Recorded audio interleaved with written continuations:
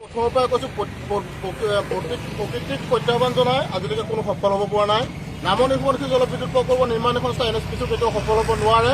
যিহেতু বাৰে বাৰে তেওঁলোকে প্ৰত্যাহ্বানৰ সন্মুখীন হৈছে, বাৰে বাৰে তাত পাহাৰ কৰিছে, কপাৰ ডেম ভাঙিছে, তথাপিও কিন্তু তেওঁলোকে কেৱল অৰ্থৰ লোভত কিন্তু কামটো এতিয়ালৈকে চলাই নি আছে। আমি নিশ্চিত যে 2000 মেগাৱাট ক্ষমতা সম্পন্ন নদী বান্ধ তাত কোনো কাৰণত বনাব নোৱাৰে।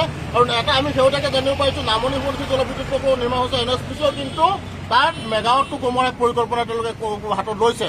যিহেতু তেওঁলোকে প্ৰথম পৰ্যায়ত 3টা অকল টাৰ্বাইন চলোৱাৰ এক পৰিকল্পনাহে কৰিছে, য'ত নেকি 2000 মেগাৱাটৰ পৰিৱৰ্তে তেওঁলোকে 750 মেগাৱাট উৎপন্ন কৰাৰ এক পৰিকল্পনা কৰিছে। গতিকে আমি আগতেও কৈছোঁ, এতিয়াও কৈছোঁ, এইটো ধুনুকা পাহাৰ।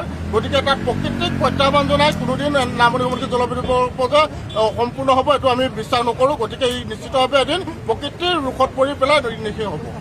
হয়, এনেধৰণে এতিয়া